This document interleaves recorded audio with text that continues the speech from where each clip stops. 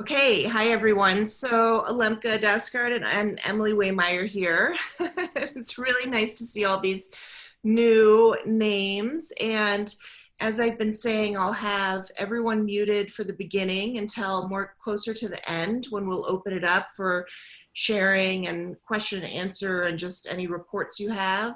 We're going to start with just for in terms of the structure of today's meeting.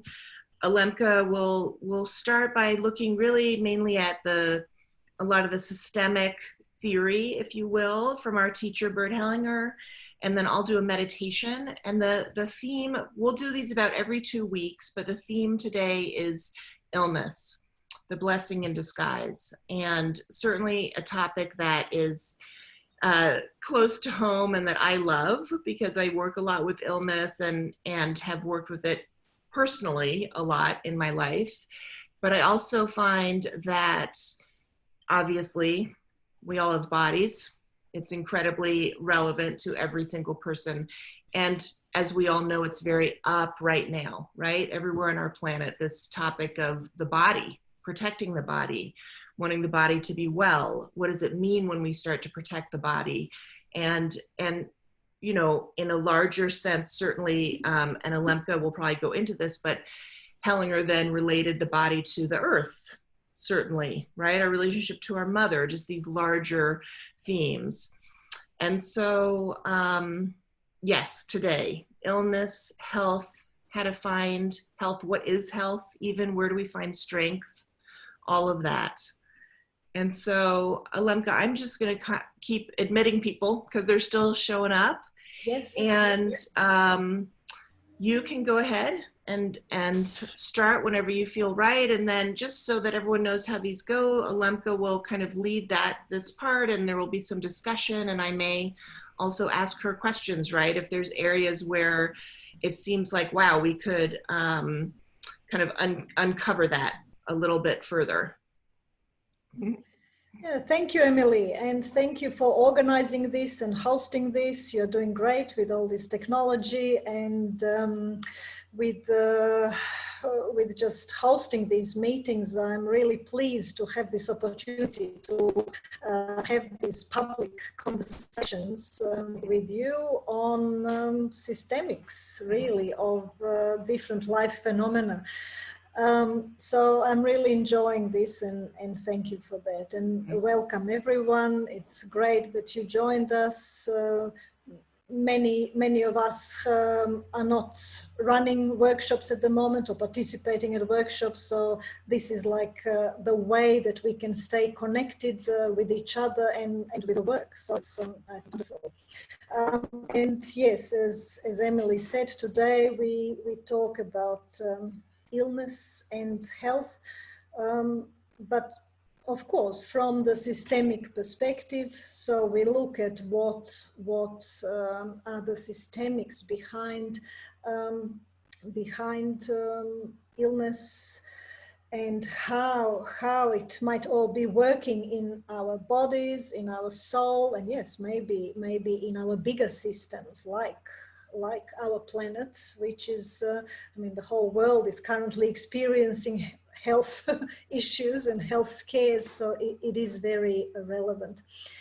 I would just like to start by saying that that of course, when we just mention and say illness and health, we immediately have this negative connotation towards illness, towards the very word, or towards the concept or the phenomena. Of course, no one likes being ill, and no one likes being in pain. No one likes experiencing discomfort that illness often brings. And yet, rather than looking at illness as a problem, a constellation facilitator also knows that illness has got its function, we could say. So it often carries a certain message for us. It often, however weird it might sound, it often gives us a chance for addressing some of the maybe unconscious underlying issues in our lives, in our families, in our relationships. So when we talk about illness from the systemic perspective, we really don't make again this judgment of negative, positive, good and bad, but we look at illness as just one of the phenomena that we experience, and we know that it does serve a purpose and it does have a function in our life. Illness is definitely not a personal issue. So it's not just about our body. It is not often even about our soul only. So illness is definitely a systemic issue. So illness is often about family events or particular family members, about family history, about what happened actually in the family. So illness often wants to bring harmony into family system. It wants to put into order something that has been out of order. It wants to balance something that has been out of balance, and it wants to include those who have been excluded.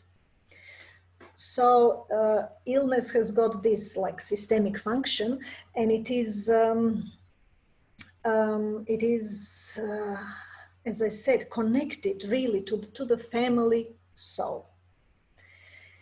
So this is the first thing I think we have to say about illness when we look at it from the systemic perspective. Yeah. So it's never just one person, it's never personal, it's connected with the family soul and with the whole family system. And also it is not only unpleasant or negative or an enemy, but it has its function. It is often very useful and needed, and it does point us to the right direction, and often brings something to light, something that has been hidden previously. How do we know this? How do we find this out? Like so many things in, when we talk systemically, we came to this knowledge through the experience of many constellations. And how did Bert Hellinger, for example, come to understand these dynamics behind illness? He was setting up many constellations, and if he worked with a person with an illness, often he would set up a representative for a person and a representative for illness. And then he observed the movements. And what he saw was something quite peculiar. He saw that actually the relationship of affection emerged between these two representatives, or between a person and their illness. So firstly, he saw that they are connected, that there are often a deep bond exists between us and our illness, and that bond is actually affectionate in nature, that it's like love. Yeah, often you in representatives you see this movement of wanting to help, or a loving connection between us and illness. Yes.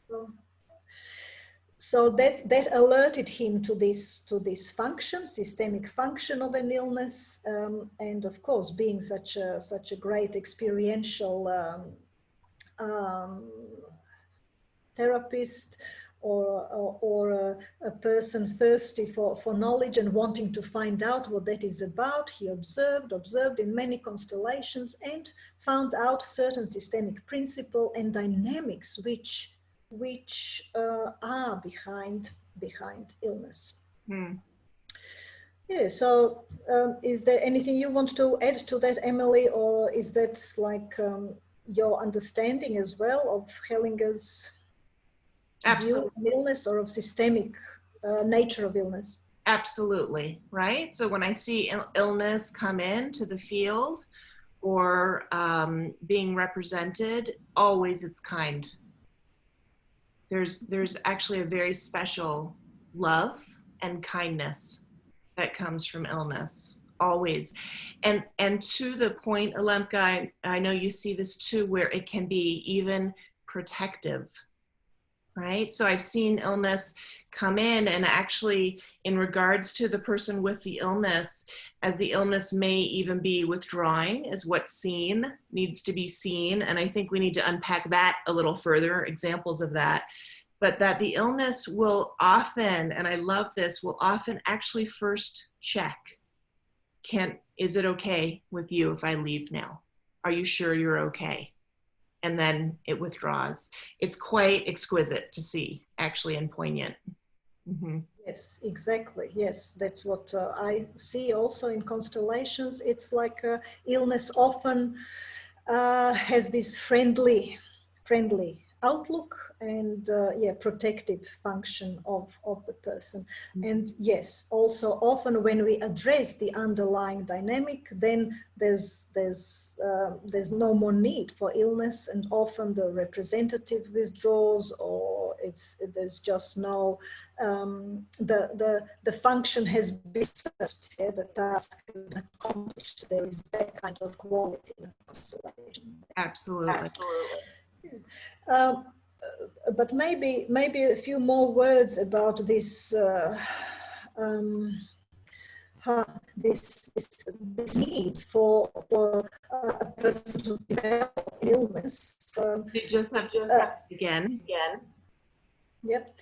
Maybe we say just few more words about this peculiar need of a person to develop an illness in order to balance something out. Yeah, it's kind of a strange way of thinking about it for those who are not accustomed to systemic view. So why do people become ill? Yeah? From our systemic understanding. Well, first of all, I think we need to understand that people become ill because they want to belong. It's actually through their illness they confirm their belonging to the family, and we know that it's such an essential need. We all need to belong for our own survival, yeah, and for our own security. So many people actually, through their illness, they confirm their belonging to a particular family where maybe there's illness through generations, or where maybe they need to, where maybe there was an excluded family member. So they also want to include a member of the family, and they feel like they need to. It says that my speaker is not working. Can you hear me? I can now. Just for a little blip, it was rough, but it's good now. Okay. So people, as I said, become ill.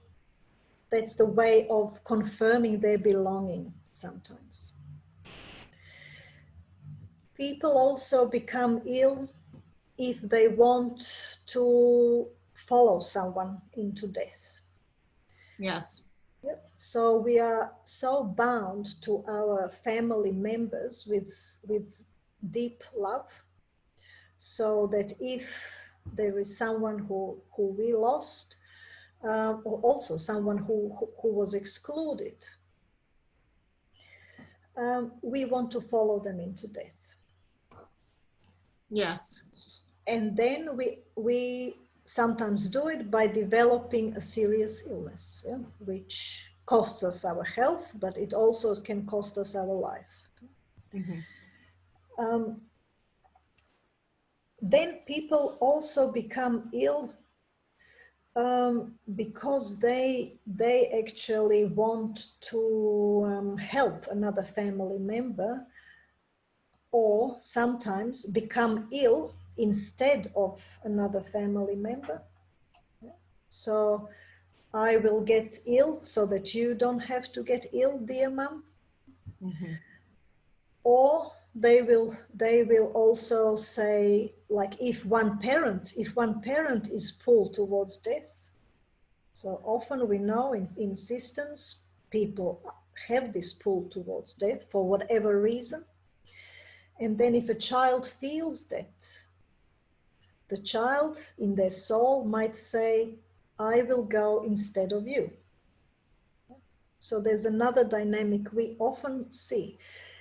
And these dynamics might sound really strange when we talk about them like this, but they are very deep, unconscious, of course, movements in our soul, through which then illness becomes like an instrument of, or an expression of, these deeper unconscious movements in the soul. Yes. And people will also become ill when something in the family system is not in order. So when they want to bring order back, and as I mentioned already, if they want to include someone who has been excluded. So these are some of the dynamics that we see sometimes behind illness with people who we work with, and in family systems when we set up a family constellation. So we clearly see that illness is connected with some dynamic in the family, often with a particular member, often with a particular person, maybe who died early, or some family history. So illness, as I said, is seldom isolated, a personal issue. Yes. And I've even seen, I'm sure you've seen this, where it's systemic in nature. And then, and this is where it can be confusing sometimes for the people we work with, I think, it's systemic in nature, but then also there may be an injury or an exposure to something toxic, or in this country all the time we speak of Lyme disease or autoimmune diseases. And so I see that all the time with people, and I often am having to describe to them, yes, so that event also may have occurred for your body, and yet the underlying piece is still systemic. And we know that we can't really, I mean, we have these words, body and soul, and we have these like concepts in our head, but we know that really we cannot separate our body from our soul, and that it's all really, that it's one. And I like to talk in my workshops about body soul, like one entity. Mm-hmm. Because we know, we see, and also the traditional medicine sees the limits of treating just the body. You don't get very far with that. Yeah, you can treat with medicines, with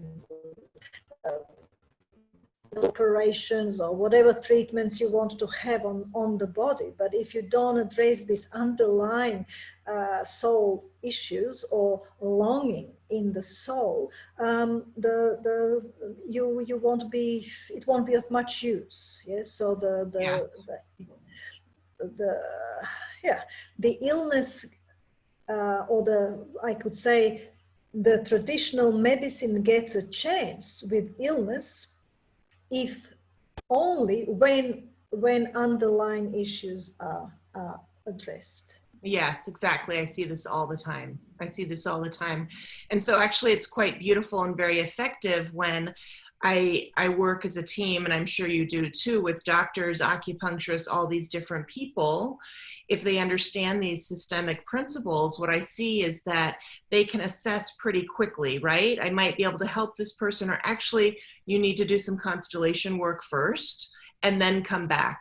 And every time honestly, it's I hear back from the doctor or practitioner that yes, now it's taking, right? Now the person can actually take in that medical intervention and move forward. Exactly. All different treatments, they have their place and their role, and they can be very effective, as you said, working together, not excluding any. But yes, only when all these levels are addressed, then healing has, or health has, a chance.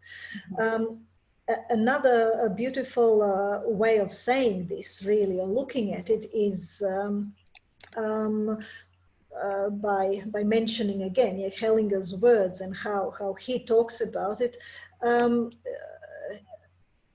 He says that behind illness, that illness is really the way of loving. It's a type of love. So behind every illness there is love. There is love of love of someone who has been excluded, maybe, or there is a love for the parents who we want to save, or there is a love for the wholeness of our system, or there is a love for, say, our older sibling who died young as a baby, or who was maybe aborted.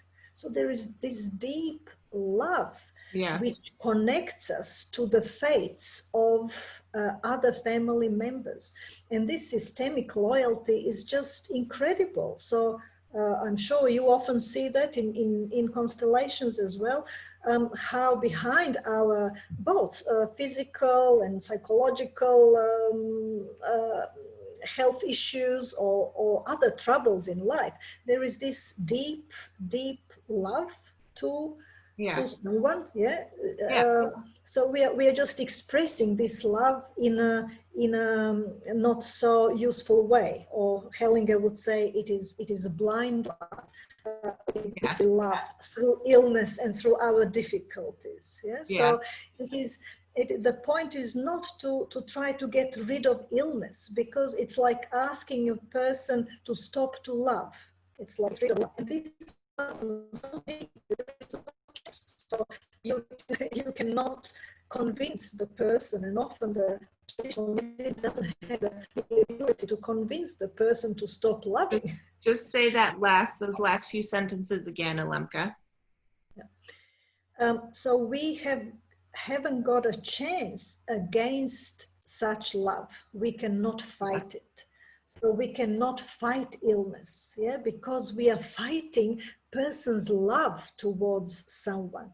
And often this love is so deep that the person does not want to give it up, cannot give it up. Yes. So it is about acknowledging that love, finding where the person is loving, or who that person is, where this love is directed to, and then also find a way how the person can love more, sustaining and life-giving way.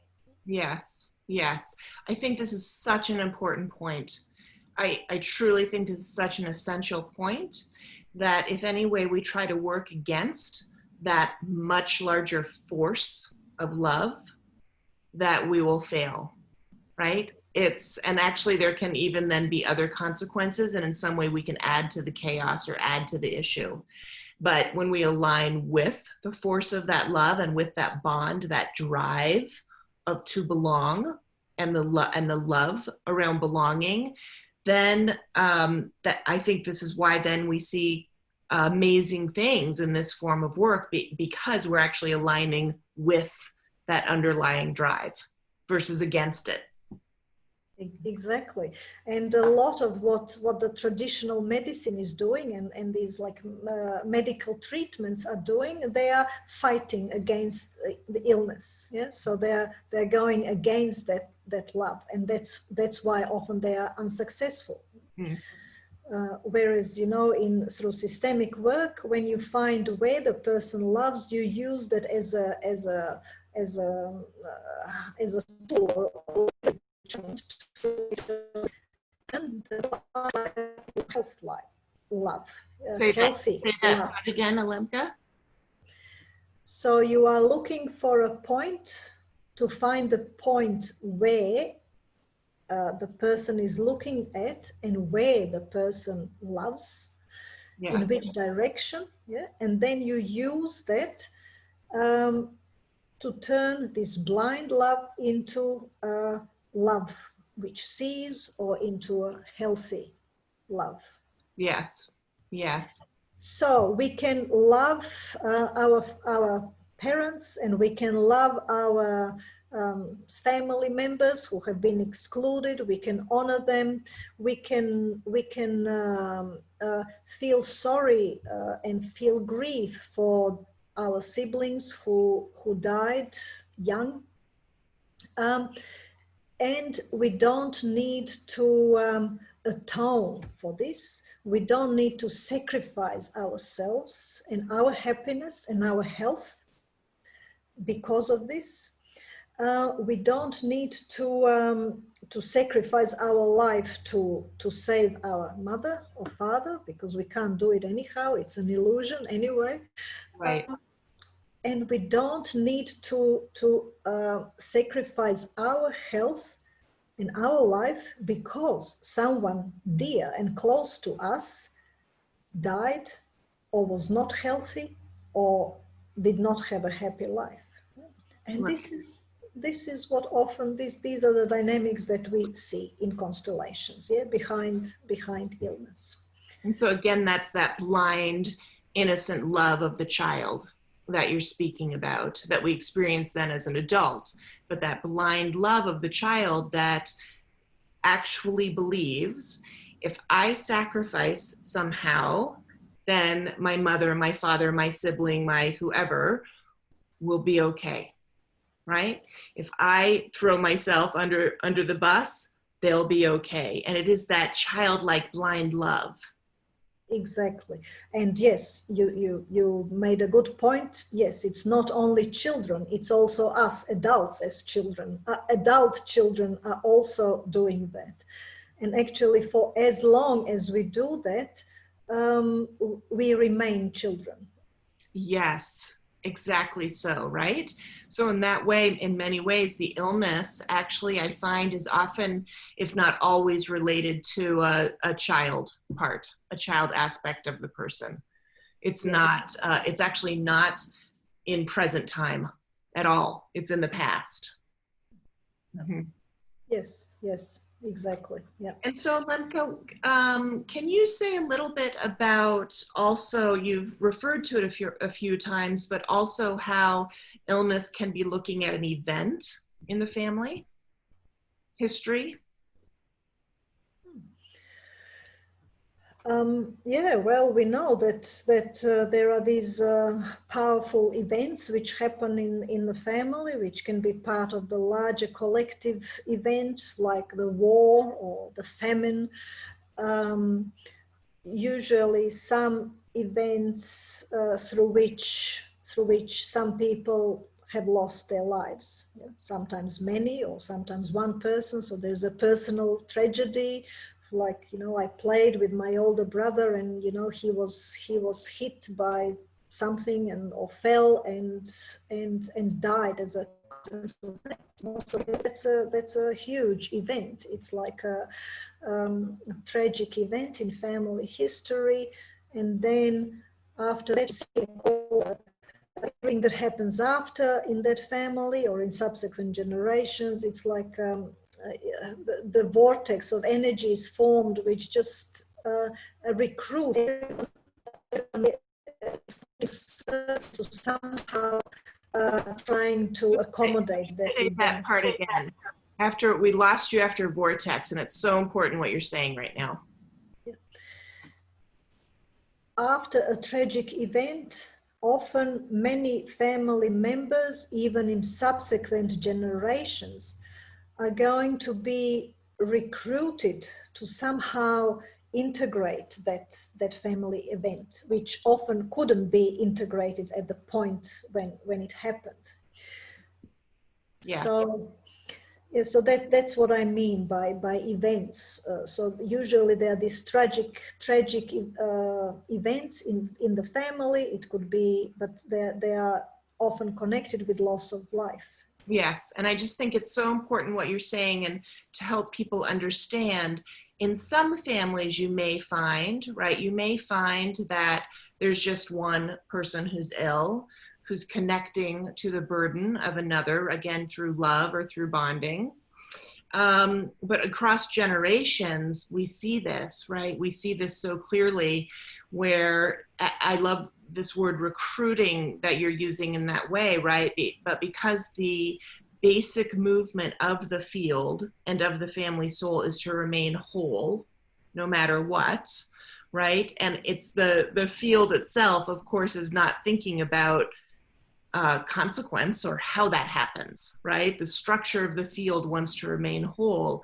And so that's how we see this, as you say, it creates these larger events, create a type of vortex almost, in which then many people actually in the family and through generations can be pulled into some form of illness or some form. It doesn't have to be the same illness, of course, at all, because it's the energetic of it. And that's why, so just unpacking this a little bit for people, that's why it's not necessarily cancer, cancer, cancer, cancer, right? It can show up different ways, or it can even show up as suddenly there's a person who has suicidal ideation, or, right, the illness around body in general can show up in all these different ways, and yet it's the same event or same person they're looking at. Mm-hmm. Yes, exactly. Sometimes the type of illness or which part of our body gets affected, or the nature of symptoms can actually tell us a bit about the dynamic behind it. That's interesting. Yeah? But of course, we can never put causal relationship. Okay, this cancer is caused by this and this and that, or this event causes this illness or that illness. So but it is interesting that. Yeah, some illnesses often have certain systemic dynamics in the background. So we also notice that. Yes. Do you want to name some of those? Huh.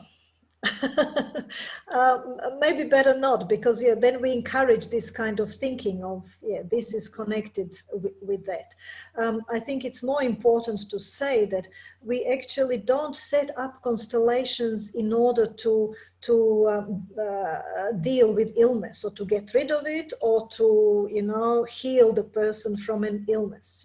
This is at least I never go with that intention, and that's never the goal of the constellation. Yeah? So for me, the illness in the family system, or the person I'm working with, just indicates that there is some systemic disorder, and then I look into systemic disorder and I address that. I don't work on the illness. Right. And often you find that when the system is brought into order, or when it is harmonized, then the symptoms and the illness withdraws, because it loses the function. Yeah. Sometimes not. Sometimes yes, people would rather be ill than actually heal. Sometimes people also want to hold on to their illness, because that's how they think they express their love and bonding the best. So, and that has to be respected then as well. Yeah? So we, as I say, don't work with the intention to get rid of illness, not even to heal the person. That's not our business as constellation practitioners, as I understand it. Yes. And I want to speak a little bit to why that is, or my understanding of why that is one of the reasons, right?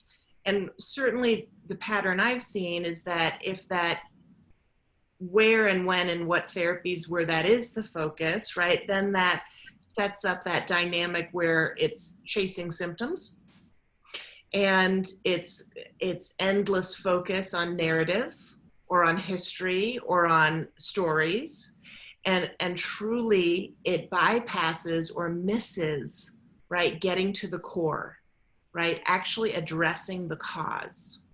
And so that's what we see in so many therapies. I think that's such an important distinction, is that in this work, that's why we're not focusing on, right, all these other stories or consequences or narratives or symptoms, the many different symptoms. We want to immediately get to the core of what's happening and where, and resolve it, right? And then it's very much up to the person's soul as well as their body, their body's intelligence, right? And their fate and other things that have happened in their life to then do what it does with that newly resolved energy that is available for them. So this is so important because, you know, every time we talk about this, that the most asked question is, will I then get better? Right? Yes. Yeah. Yeah, and sometimes yes, yes, sometimes not. it it depends. What really fascinates me, and maybe that's the last thing I mention, and then we can go to the meditation and take Yeah. some questions or comments or reaction from people if anyone wants to. I just am fascinated over and over in constellation when I see how deeply the entangled person or the or an ill person with an illness, how deeply their love is. Often I see it with aborted siblings. So Yeah. if there was, say, an older sibling like before us who was aborted, it was our deep love and loyalty to that sibling with which we want to make ourselves ill, and we want to suffer, and we want to sacrifice our life. And this sentence of um, if if um, if if you didn't come to life, or if you were not allowed to come to life, or if you didn't live, I can't either. That is the sentence often that comes from the field, and that fits the movement. Sometimes show it silently, but it's expressed by this sentence, this Yeah. dynamic. And this, it can be sometimes so deep that you cannot not do anything about it. You Right. can only respect it and leave it like that. Yeah. It sometimes goes very, very deep. So to try to, heal person and help the person get rid of their illness is just, it's too cheap.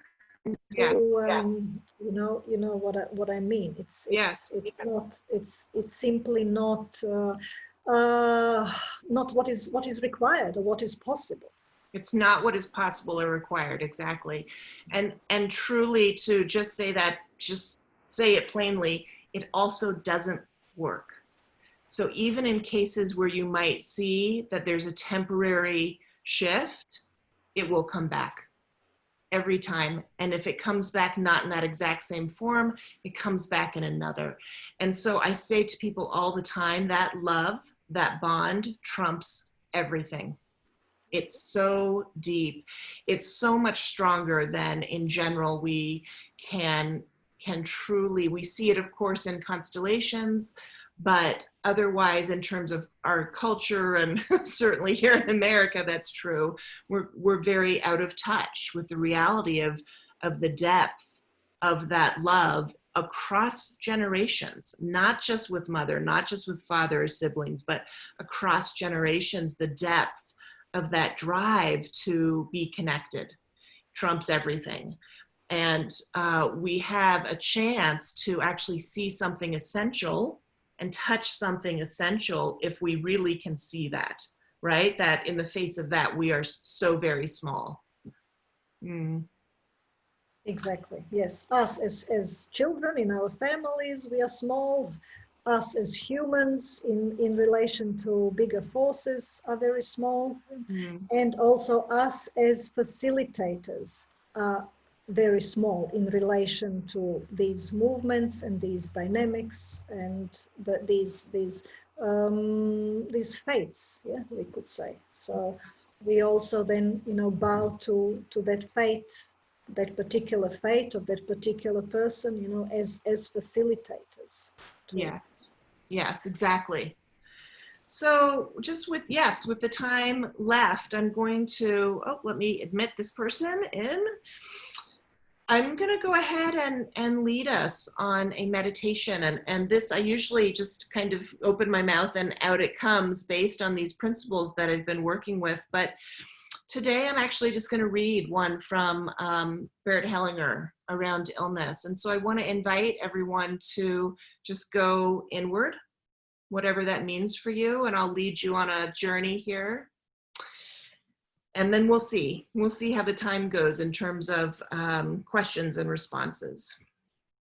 So I would start just by taking a few deep breaths and bringing your attention into your body.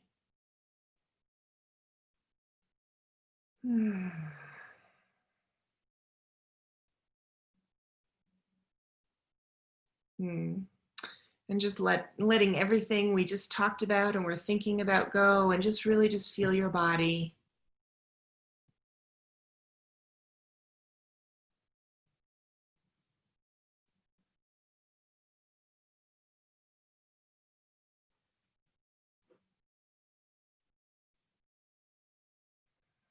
And so here in this way, we'll feel into the depth of that love that we were just speaking about.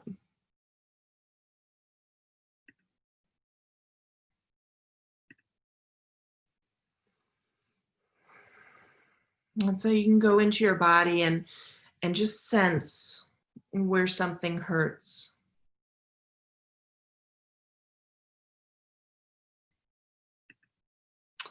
Or where something is ill, or where something isn't functioning well.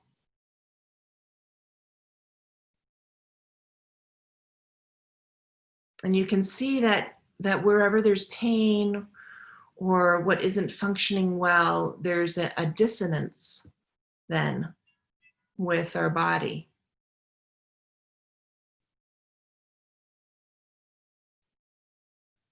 And so then I invite you, and you can do this inside your mind or you can do it physically, to actually lie down next to this pain or next to this illness, next to the organ.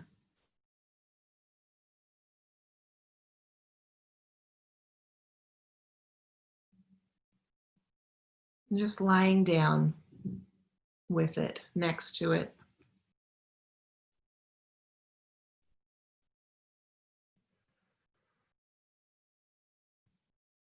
And then just trusting your body together with this illness. Sense where it is looking.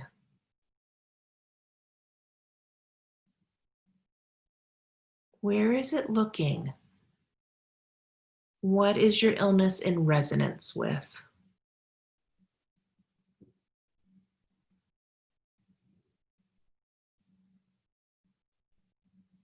Is there a person who was rejected, excluded, forgotten, judged, vilified in some way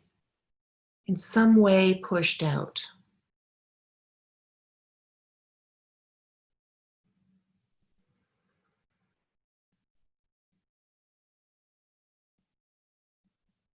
And you can just wait and trust your body.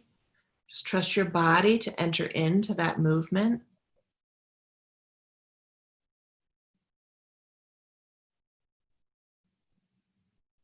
And then entering into that movement, you can see where this illness looks.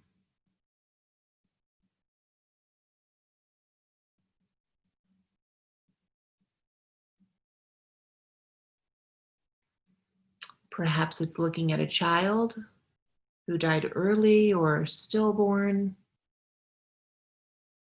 or was aborted or given away.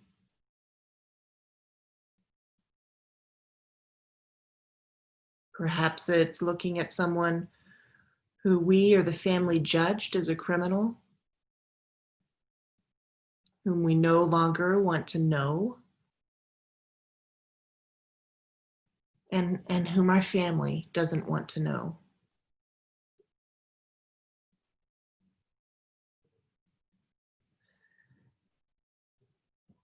And so in seeing this person, then we look at this person as one of us.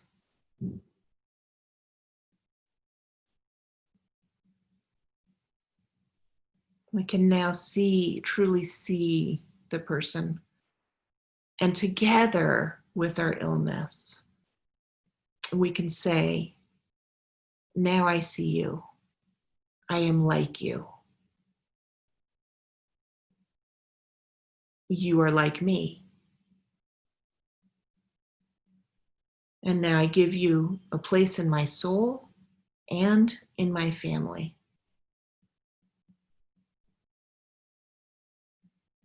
Now you are with us again. You are one of us again.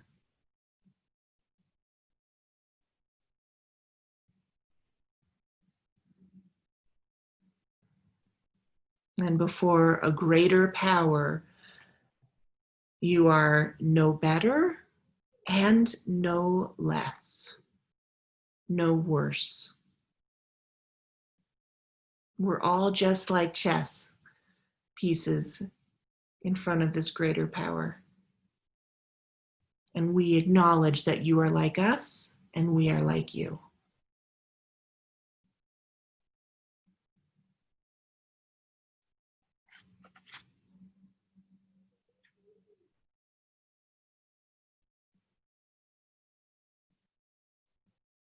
And perhaps there are more people whom we have rejected in some way, with whom we are angry, or others whom we have hurt,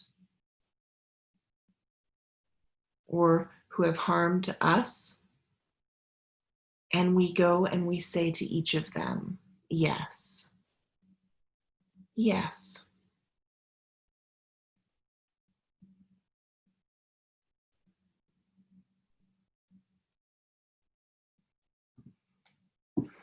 And then from this place, just feel then what can change in your body,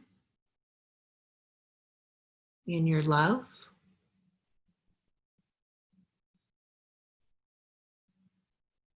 and in your soul.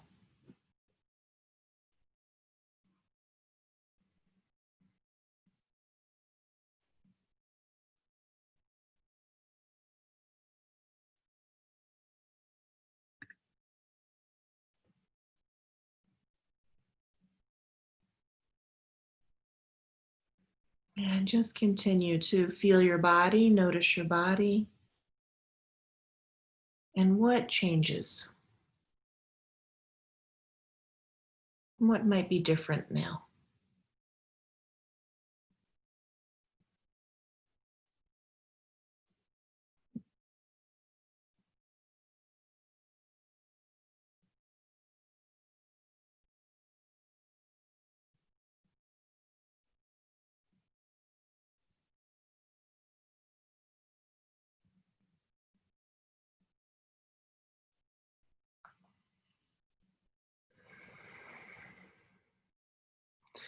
And so I invite you to follow that basic movement again, right? And really give it your time and attention.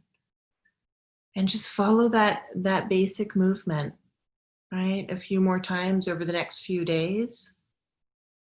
Just lay down with the pain or the symptom or the illness, and actually follow that movement. You can actually physically lay down with it. And the same thing, right? Where is it looking? And then look to that same person with your illness and see them.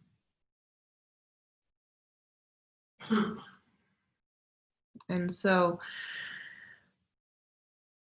some of you will be in a deeper movement now, and I invite you really just to stay there for the next few minutes. But if there are, well, me and Alemka are here. If there are questions or you want to share your experience, Now is a great time to do that.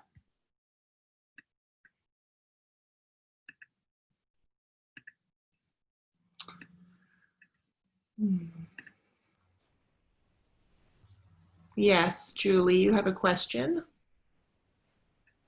Let me, you can either put it in the chat or I can find you here.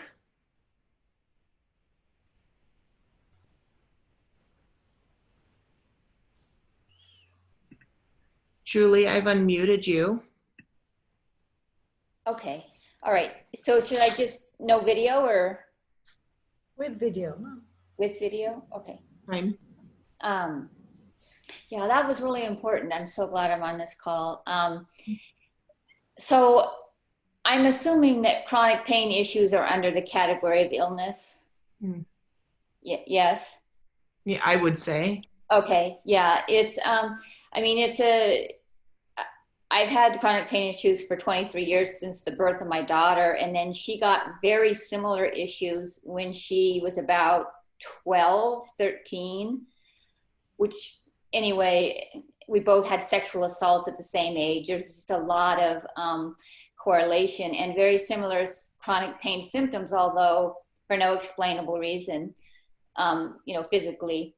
And when I was listening to you guys, the only thing that could come that would come to me was I feel like it's on the maternal side. I feel something's going on there, and I did get a glimpse of my grandmother.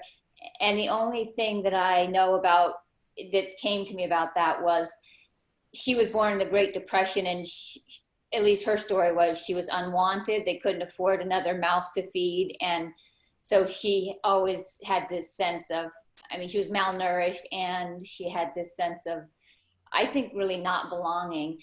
And then I see in my daughter a lot of issues, chronic pain addiction and so on, but also like some borderline stuff, which seems to be about, I don't know. And I don't know where that came from, but I'm just kind of feeling into all of that and wondering if it could be something like that going on. I feel like you've definitely made a connection with that. Mm-hmm. Absolutely. Mm-hmm. Okay. And so that's the type of thing that would fit in this scenario? Yeah. Yes. Okay. Right. Yeah, that's beautiful. So constellation work is where to try and, it's really helping to integrate the family wholeness, that's the overlying, yeah.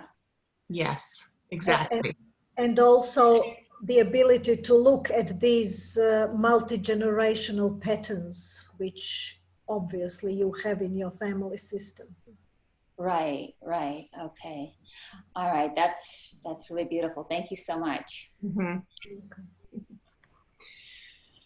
So I have a question here from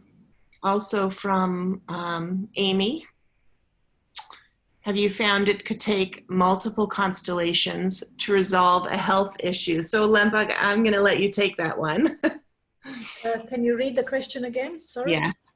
Have you found it could take multiple constellations to resolve a health issue? Yes. The short answer is yes. And a bit longer answer, often it takes a few constellations to address issue. Sometimes we have to revisit the same issue, same symptom. Sometimes we have to address the same issue from a slightly different angle. Yes. And sometimes it takes time too. Constellations are not a magic pill. So you do one constellation for one illness and it all goes and you're healthy. Of course, it doesn't work like that. So each one of us has got a unique situation and also a unique path of dealing with our personal and family fate. Exactly. Many factors. Yeah. Rita, do you have a question? Wait, let me unmute you. Okay, you're unmuted. Yeah, thank you very much. I'm so glad I'm attending this Zoom call. And I'm really grateful for, I mean, you have really spoken a lot about illness that makes so much of sense. Um, um, and there is a very tough illness going on in my husband's family. It's traveling through generations, and it's very severe too. And I've done many constellations for it. I'm into constellations since 2009, so I've done many constellations. And it seems to be very complicated. What I could gather from it is there were many adoptions in the past generations. And the medically, it says that they are deficient in an enzyme. Okay, the reports when we medically get tested, that's what comes out. And the symptoms are swelling. The swelling travels. It's like if there's a swelling on hand, it travels until it leaves the body. And yeah, I can just comment briefly on what you said. yeah, please. It's often there is a physical, of course, physical cause, we could say, or physical manifestation or explanation of the symptom of an illness. This is something you mentioned, but you also mentioned adoptions through generations, which is most certainly systemic issue, and which will have an effect on anyone's health, in this case your husband's health. But what really struck me is that you said you did many constellation for your husband's health issues, and my sense is for you that it would be the most useful or most releasing or relieving or freeing if you could just imagine if you said to your husband, I accept you with your fate. Oh, okay. Okay, that's a very interesting way of. Yeah. Okay, so just let that sentence, just feel it, yeah, and we leave it. Yeah. Here, yeah? Thank you very much. Thank you so much. Mm-hmm. And so I want to do a time check. There are numerous more questions. I'm happy to continue. What do you think, Alemka? Yes, we can go a bit longer. Yes, if people are happy to stay on, we take a few more questions or comments. Yes, I would like that. Whoever needs to leave can of course leave. Yeah. Okay.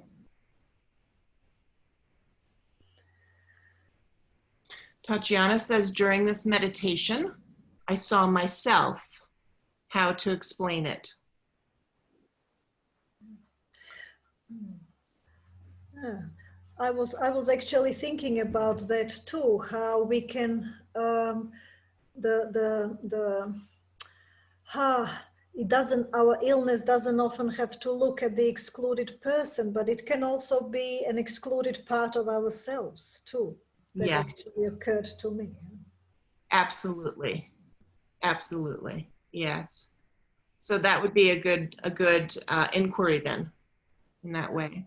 Yeah. So what is it in my life, or in my situation that I'm excluding? What do I need to look at or embrace in myself? Yes. And then, Stefan, do you have a question? I unmuted you. Can you hear me? Yes. Great. I was typing it because I wasn't sure you saw my raised hand. So thanks for this call. I'm very happy to be here, and I really enjoyed it. During the meditation, I connected my health issue immediately with my grandfather, the father of my mother. and never had that, never have done that connection before. Very interesting, very intense, and I could feel a sense of pain and sadness. This person died of cancer when I was a teenager, and I was really attached to him. And when we went through the sentence that we said, I give you space in my soul, I accept you, I immediately felt deep sadness coming into me. And it was not overwhelming, but it was really tangible. And my question is where to go from there. So what to do with that? I would say nowhere. I think you have arrived to your destination, or to where you needed to look at. And see, with the exclusion, again, it can be excluded person or excluded part of ourselves, or actually the excluded feeling. So it might be that sadness was an excluded feeling for you. So that is something that needed to be included, and that you can now give a bit more space to. Yeah, consciously you can revisit again. Do the meditation in your own time, and give this sadness a bit more space. Yeah? So maybe that feeling actually was excluded. Yeah, I think you nailed it. Thank you very much. You're welcome. Okay. So a couple people on the chat have just basic questions, and I'm actually just answering them on the chat. And looking here. Has anyone else got a question they want to ask or comment in group? It's great to hear these different experiences. Okay.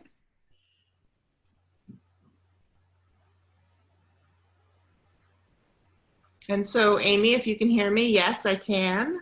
In fact, there's a link to Alemka's, two different links to Alemka's page and information on the registration on the email that I sent out. So actually, you can go to Alemka's page on Facebook, or just under her name, or if you want, you can contact me, because I've been, in all the emails for these I've been sending out, I've been putting Alemka's information. So some people asking about sessions with you. Okay, Cecilia. My brother-in-law has a terminal illness. Is it my place to help him with a constellation? Of course not. Yeah. Can you expand on that, Alemka? Because that's a very common question. Yeah, well, when usually the best is just to work for ourselves, or really for our system. See, it's also very useful to know who belongs to your family system. Of course, you might feel very close to your brother-in-law, and you might, like him, or want to help him. But actually, your brother-in-law is not your family system. He's in your family, but systemically, he does not belong to your family system. So if we are doing the work on someone else's behalf, and I often, question very deeply the motivation and where the person is coming from when we want to help others and want to work on someone else's behalf, even with partners, I don't allow for it.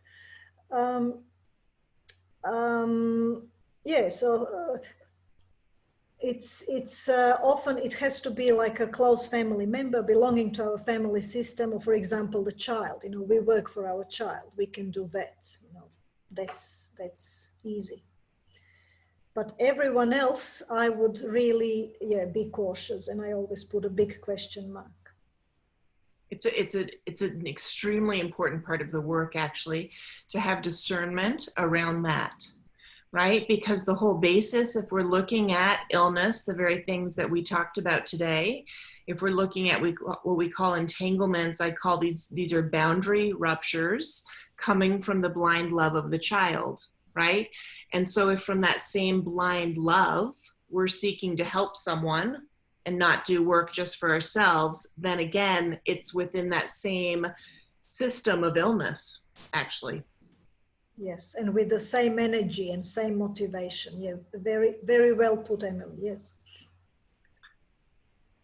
Cecilia, let me unmute you. Cecilia, yes? Thank you.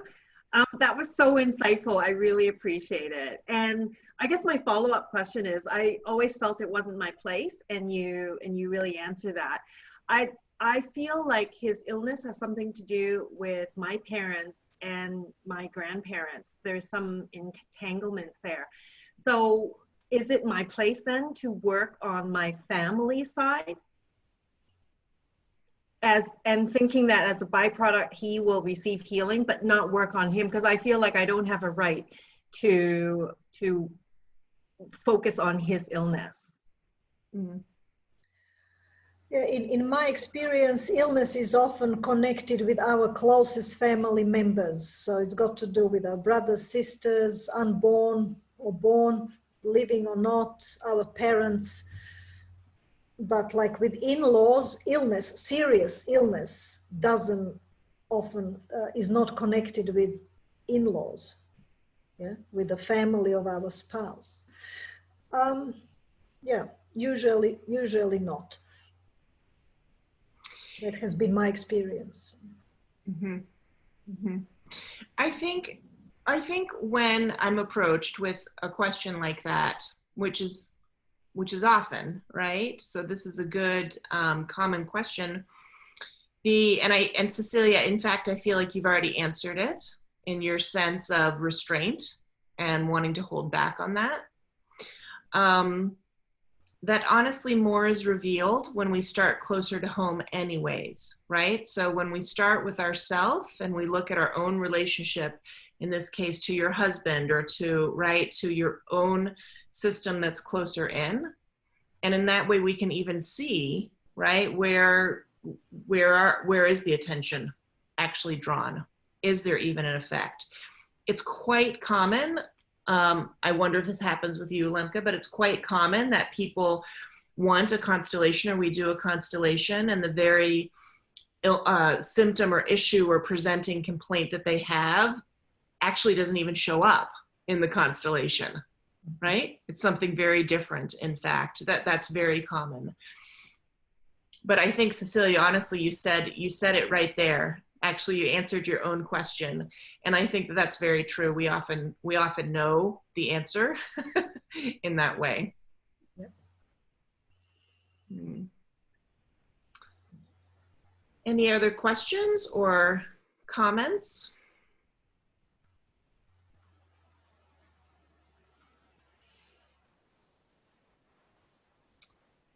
Okay. Yes, you're welcome.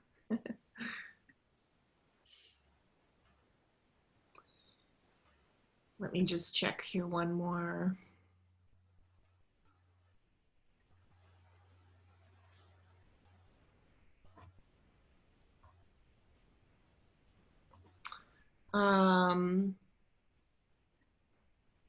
Let me find you, Tatjana.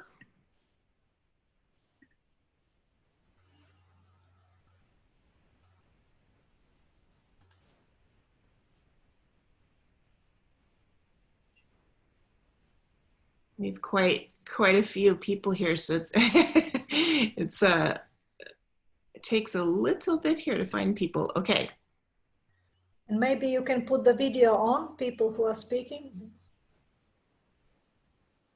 So that's what happens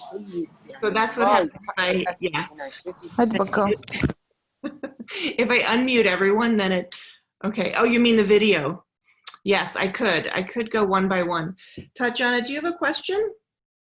Yes, actually, I wanted to ask, what is your experience during this time with online constellation? Have you done something online, and what is your experience, especially in relation to this topic we are discussing tonight? And thank you very much for this evening. It was very fruitful. Thank you very much, Alemka. And I'm sorry, I don't know your name. Emily. Emily, thank you. So that was a question to me or to Emily? Okay, I'll answer first and then Emily can as well. Yes, online constellations, I have been doing them before and I'm doing them now. We see the increase of online constellation business now, and it's great, I think. And it is clear that the energy and the field can be felt, you know, online as well as in person, because the energies we deal with are not confined to physical space. We all know that. I'm a bit more not surprised even, but interested in this preoccupation with the current world situation and with this virus, you know, and people setting up many online constellations with the virus and with the planetary health issues. So I have my question marks about that, but I see many people are doing that. And what I think is clear is that this current health situation is also systemic. So it's how it is on a personal level, that's how it is on collective level, that's how it is on planetary level, I'm sure. So I'm pretty sure there are systemic reasons why we find ourselves in this situation with the virus. But I'm a bit kind of reluctant to I always like to stick with immediate a question with personal connection to a question and then set it up. So rather than setting up theoretically these big issues, I'm quite cautious. Some people do it and get some very interesting information. So Alemka, I feel like this is very, very important, what you're saying. And so I'm going to invite you to expand on that. I agree with you, but I would love for you to say a little more in detail about why are we hesitant to uncover what this virus is about? Well, it really ties with the previous question and what, you know, what you said about it. It's about boundaries and it's about what is our business and what is not our business, you know. So yes, we could say in some ways, you know, this planetary situation with the virus, the pandemic, is everyone's issue. So mine as well. So I can set it up. Yes, I can see that. But I'm very big in respecting the boundaries and really threading carefully, like, and being careful not to overstep the limits. So my responsibility, that part again. I'm very careful to respect the boundaries and my own limits and the limits of my responsibility. And I like, before I go into work, I really like to establish whose job is what, and, you know, who takes responsibility for what. I think this is very important. Yeah. So absolutely. Yeah. So I think we make ourselves a bit bigger than we really are when we attempt to address these issues. And I mean, they are huge issues and there are so many aspects and it's so complex. So to attempt to understand really what and why is, you know, is behind it, it's really, I think it's a bit presumptuous. And another quality, I think, of a constellation practitioner, very important quality, is is this humbleness. Yeah, so sticking close to the ground, sticking with the immediate, with here and now, with the particular. Then the work is most powerful, and then the work is safe, and I, as a facilitator, I am safe because I'm not overstepping anyone's boundaries, including my own. Yes, absolutely. I cannot stress this enough. I just spoke about this in the training yesterday with my students, where this is of utmost importance, that we not overstep the boundary, that we stay small, and that we understand that these are very large fields and forces, right? They are both fields and they are forces. And Hellinger talked about this all the time, right? And it's actually one of the gems from his teaching that I certainly integrated very deeply, was our right relationship to these fields and to these events. And at the core of the work, if we look at just a family system, same thing, right? We're finding our right relation. So with illness, we're out of order, right? As in the meditation, and we're finding our right relationship within that system, right? And obviously it's not right relationship to have the blind love of a child and to take on someone's illness, or to become ill because we're following someone who's died, right? And so in that same way with these larger collective systems, it's the same, right? That we need to remain small and in our own place, right? As we view them. And also I think it touches on, Alemka, as we've talked about privately, that there can be a seductive way in which people might be drawn to do this work to find out things, to find out information. And that, of course, is a slippery slope. Yes, and it is a very powerful method. So sometimes this desire to kind of unveil the mystery, can arise in us, or in facilitators or participants or students, and we can never know the full story, and we cannot understand the mystery which lies behind our life and behind events. And we talk about illness, but we know very little, really, still about all these systemic dynamics and how it all works and how it happens. We know very little. Yeah. And I often say constellations, they can be powerful and they can be very useful if we use them appropriately. And I sometimes say, setting up a constellation, it's like shining a light, like a reflector light, like a beam light on a certain aspect of our lives or of our families, and something comes to light, and that is enough.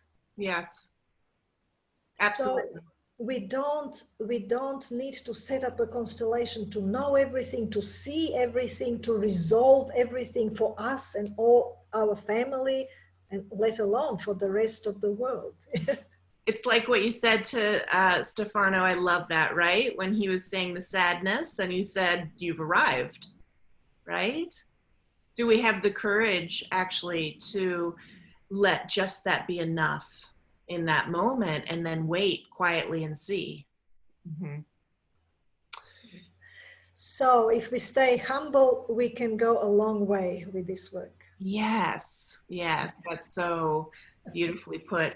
And so I will just say, again, to the question before that and where that came from, that yes, the online work, there's no time or space. This work absolutely shows that again and again. And so working online, even working, for many years, I didn't work even on video. I certainly wasn't using Zoom. It was actually all through audio, and not so dissimilar to the meditation that we did, although it will be personal to that person, right? Just as a constellation is. But so much, the whole point is that so much is happening in the inner image for the person, right? So of course this work translates very easily to online or to the phone.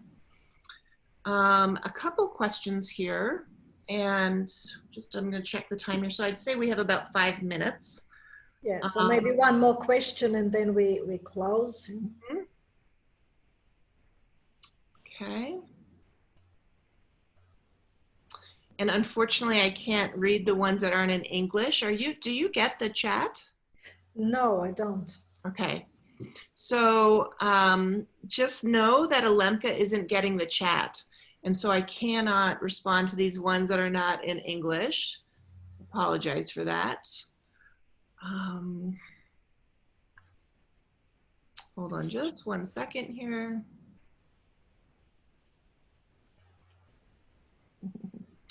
Steph, do you ever combine family constellations with other modalities? I picked that one for a reason, Alemka. I think you know why. So you want to answer it? I don't know if I want to answer that.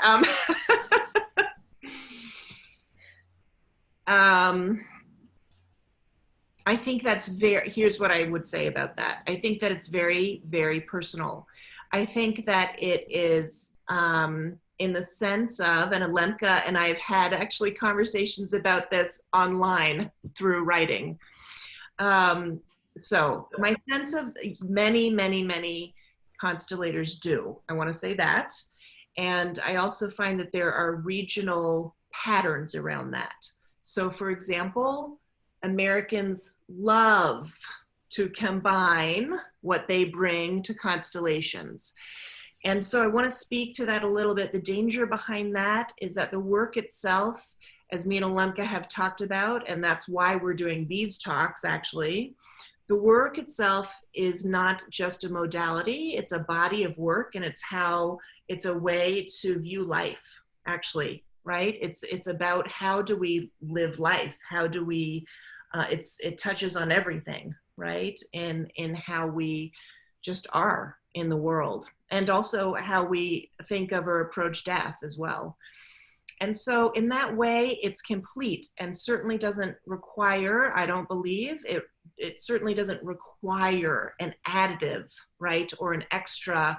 If anything, it requires diving even deeper into understanding what is this work even, you know? That being said, yes, people do add, I have some other modalities, and those modalities, it is not that they're woven in to the constellation work. I keep it actually quite separate, but it's to help people in other ways. From the perspective, which Alemka may feel different, I'm not sure, but from my perspective, this approach is not necessarily the thing that will help that person in every single moment, right? It may be that someone, for example, actually just needs to talk for a bit, or many other things. And I will just say that for myself, I talk about that in a different monthly call that I do every month, and I don't even want to bring that here. But I talk about in those consciousness calls, I talk about how do we have a systemic perspective and approach, right? Always holding that. And then, but then how can we integrate what perhaps the client themselves has brought, right? Because clients also have tools. So Alemka, I'd love to hear what you have to say about this. Well, I can second everything that you said. I agree, and I haven't got much more to add. And I think it's a big topic. Maybe we can make that a theme of one of the future meetings. But I think today illness was our focus. So I think we stay with that and invite people to join us again in 2 weeks' time with a different theme, a different focus. And maybe, yes, if you want some themes covered, if you got suggestions, maybe you can get them through to Emily, and already have themes for next few meetings. Absolutely. So in 2 weeks, we will be just talking about women. We'll be approaching the topic of women, and then 2 weeks later, it will be men. And And then again, Both men and women are welcome to both, of course. absolutely, absolutely, please. And then we will just be coming up with themes. So like Alemka said, please go ahead, and if there's certain themes, certain questions, send them to us, because believe me, it's almost always universal. And if one person wants that theme, usually 20 others do, right? So go ahead and send those to me, and we will cover those. So we're very happy to be here. Thank you, Alemka. Thank you, Emily, for organizing this once again, and thanks everyone for tuning in. Yes, thank you, everyone. I'll talk to you in 2 weeks. Maybe you can unmute everyone so people can say bye-bye if they want. Yes, let me do that. Okay, I'm unmuting. Take good care, everyone. Thank you so much. Thank you. Thank you. Thank you. Thank you all. Bye. Thank you very much. It was wonderful. Thank you. Bye. Thank you. Looking Thank you. forward the Thank next. you. Thank you.